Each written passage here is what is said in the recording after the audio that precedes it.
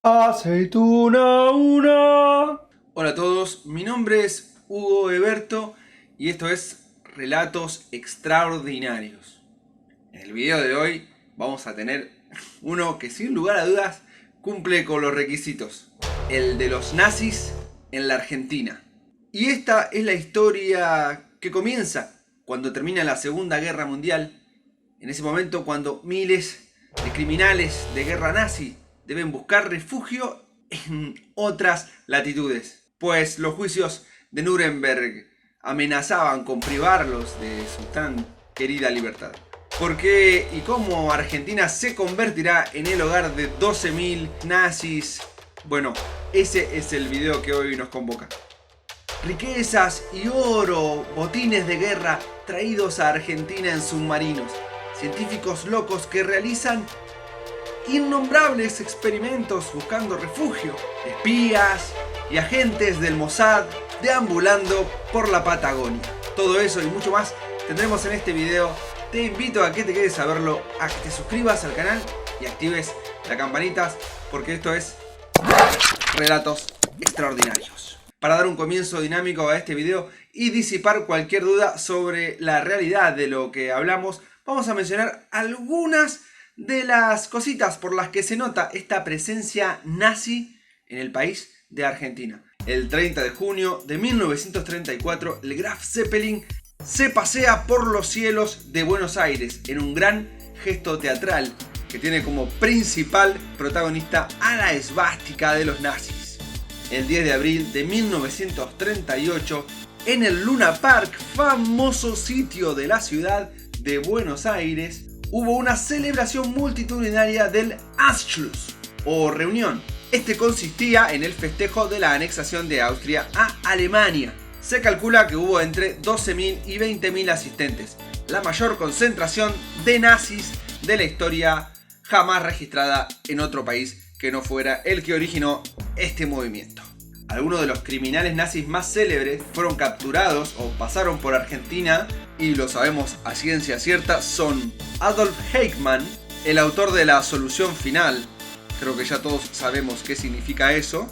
Joseph Mengele, también apodado el Ángel de la Muerte, un científico loco que gustaba de experimentar con gemelos y torturar a sus pacientes. Rossmann, también conocido como el carnicero de Riga, no te ponen ese nombre por hacer algo bonito.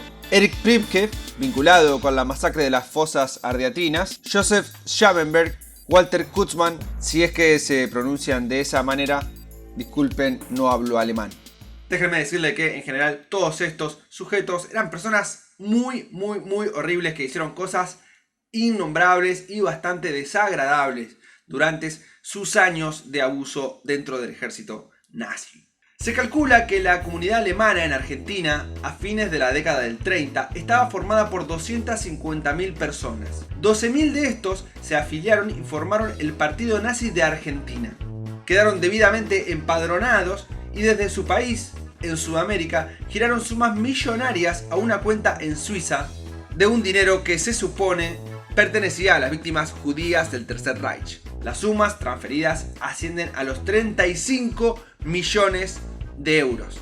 En mi opinión, el caso más irrefutable que tenemos hasta la fecha es el de Magneto, que se acercó a la Patagonia a deshacerse de algunos de estos nazis que todavía quedaban acá. Pero si eso no es suficiente para vos, te dejo para que veas noticias como esta. Esta es la prueba irrefutable que aquí en la Argentina, después de la Segunda Guerra Mundial, se han abierto las puertas para que jerarcas nazis lleguen a nuestro amado país, escondiéndose ellos mismos, pero mucho más grave, escondiendo elementos como los que hemos visto hace muy pocas horas. Y ahora sí, déjenme comenzar con el relato. Es el 2 de septiembre de 1945 y finaliza la Segunda Guerra Mundial. Los alemanes han sido derrotados, pero sus contactos y sus líneas de influencia en el resto del mundo, muchas siguen intactas. La mayoría continúan en funcionamiento. Los alemanes cuentan con varias formas para llegar desde Alemania hasta su destino en Sudamérica. Algunos llegarán en submarinos y otros utilizarán líneas creadas con este fin, llamadas líneas de ratas. Las más importantes van a ir desde Alemania hasta España y desde ahí a Argentina, y otras desde Alemania a Italia y desde ahí a Argentina nuevamente. Algunos de estos criminales hallarán su propio camino también para llegar a Argentina y otros países sudamericanos. Acaba de terminar la Segunda Guerra Mundial. Soy un aliado alemán que ha cometido crímenes de guerra y deseo esconderme. ¿Por qué elegiría Argentina? Bueno, no hay una, sino muchas explicaciones a esta pregunta. La más importante probablemente sea geográfica. No quedaban muchos lugares en el planeta fuera de la influencia de los aliados, que eran el eje de Estados Unidos, Inglaterra, Francia, Rusia, etc. Controlaban Europa del Este a través de Rusia, Europa, África, y Asia perdía espacio frente a los Estados Unidos también. Sudamérica parecía el lugar geográficamente, bueno, eso y la Antártida como las únicas posibilidades prácticas. También está la teoría de la Luna, que fue explorada en una cinta cinematográfica bastante olvidable. Recordemos también que Argentina había evitado participar de la guerra hasta prácticamente el último día, donde declaró la guerra a un país que ya no existía, de hecho. Las tendencias argentinas de apoyo al grupo del eje eran innegables. Argentina lo único que no había hecho era verse involucrado en la guerra o dejar de venderle carne a Inglaterra. Todo lo demás de verdad lo había hecho. Había permitido que espías alemanes operen en nuestras tierras, y también personas influyentes de la Alemania nazi se habían acercado peligrosamente al general Perón, quien en 1945 se convertiría en presidente de los argentinos, y antes de eso ya sería una persona muy influyente en esta sociedad.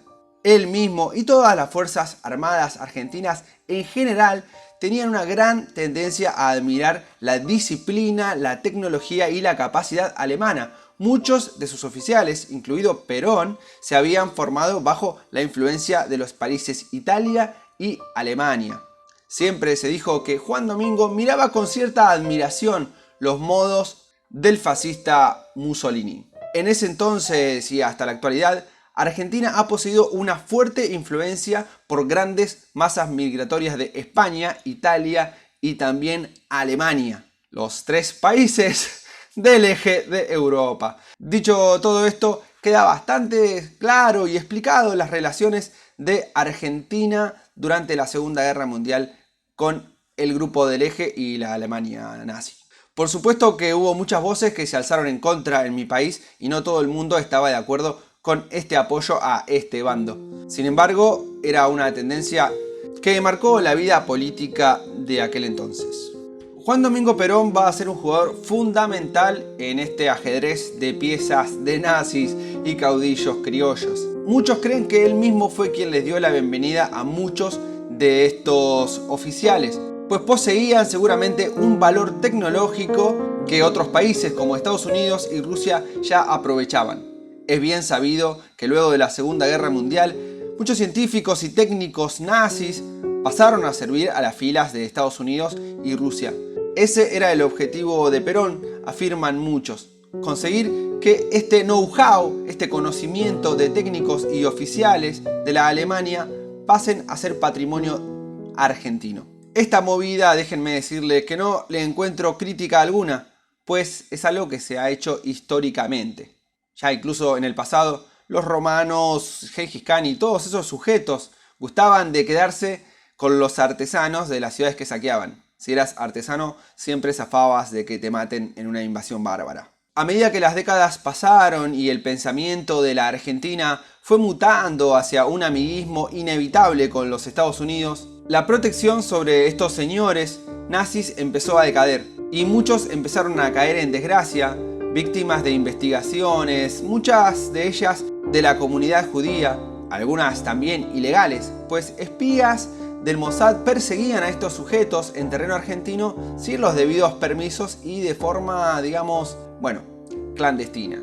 Las décadas siguieron pasando y algunos de ellos aparecían, otros morían, otros eran finalmente enjuiciados. La gran mayoría, debemos decirlo, pudieron esconderse y llevar vidas seguramente sencillas, aunque atormentadas, por sus crímenes y por la condena que podía pesar sobre ellos cualquier día. Pues sus detractores y enemigos, no eran pocos, siempre continuaron persiguiéndolos. La caza de alemanes y criminales de guerra continuó por décadas. El gobierno argentino colaboró más, colaboró menos, depende con los vaivenes de la política internacional y ahora ya con Israel como un jugador también importante. Recordemos que la comunidad judía en Argentina es muy grande, lo cual me lleva a presentarles la próxima parte del video, que son las de las curiosidades que han quedado fuera de este relato. Y la primera es esa misma. Me llama poderosamente la atención cómo en un país con la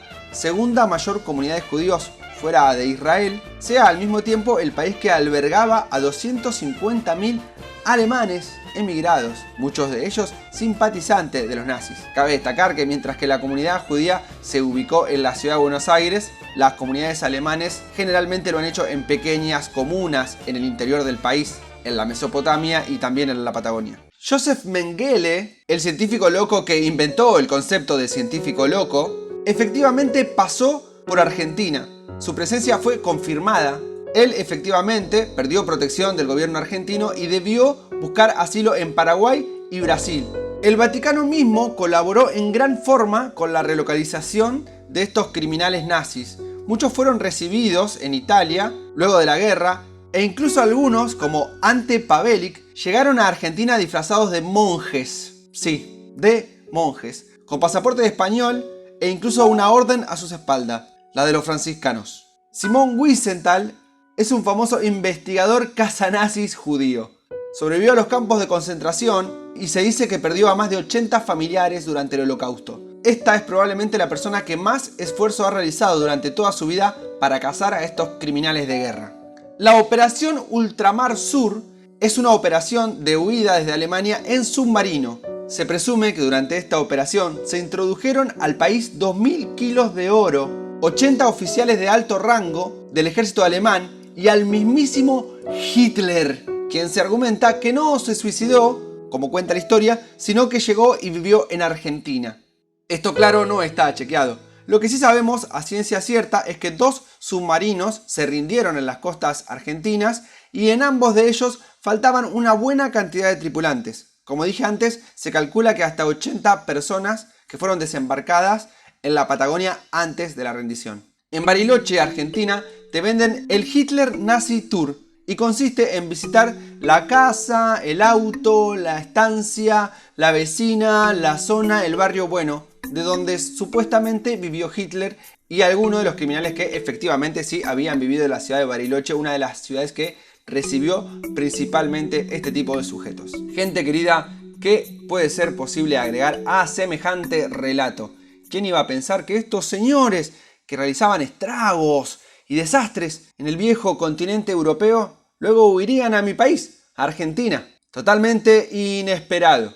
Sobre todo cuando vemos la magnitud y la cantidad de gente que realizó esta proeza y tantos años que se mantuvieron libres de toda culpa por semejantes atrocidades cometidas. Muy interesante la historia, casi increíble cómo mi país tan lejano se sigue viendo mezclado en estos asuntos tan dramáticos y tan determinantes del destino global de nuestro planeta. Desde este canal mandamos un sentido saludo y un cariñoso abrazo a todas las víctimas de estos innombrables, indeseables protagonistas del relato de hoy. De verdad espero que este relato les haya encantado y los motive a dejarme un suculento comentario cargado de teorías conspirativas y nuevas pruebas que yo lamentablemente no he podido incluir en este video. También te invito a que te suscribas al canal y actives la campanita. Sabrás que esto es verdad y no miento. Como me lo contaron, te lo cuento.